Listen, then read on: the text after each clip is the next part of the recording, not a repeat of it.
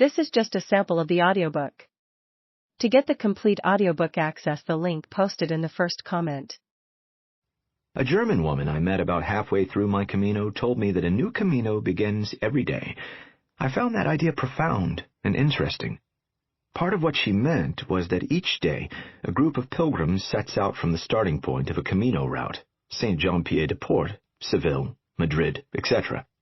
For the most part, the pilgrims who set out that day will basically be on their Caminos together.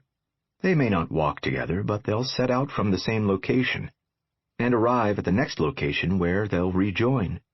Depending on walking speeds and breaks, they'll cross paths throughout their day. They'll often spend the night in the same refugio, refuge, hostel. They may even be seated near each other at a restaurant or see each other in the market. The walkers will cover the same amount of distance. The bike riders and those on horseback will too. They're on the Camino together. A new Camino begins each day. And yet along the way, a walker may take a rest day. Another, who just spent a rest day, will join you. You'll cross paths with bike riders and horse riders. Thus, each Camino is your own, and a bit shared with others. Each day begins a new Camino.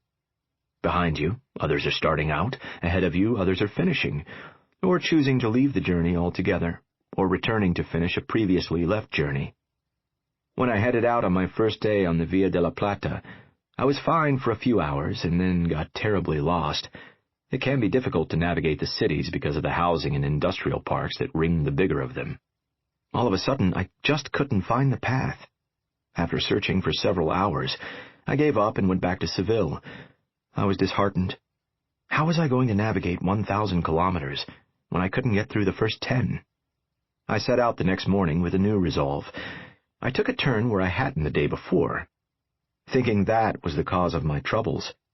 But I ended up in the same large parking lot as the day before, surrounded by freeway. I felt crushed. Then a fireman on his way to work literally tossed me into his car.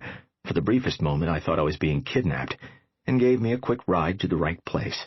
I hadn't crossed under a freeway when I needed to, and could, and thus had trapped myself twice.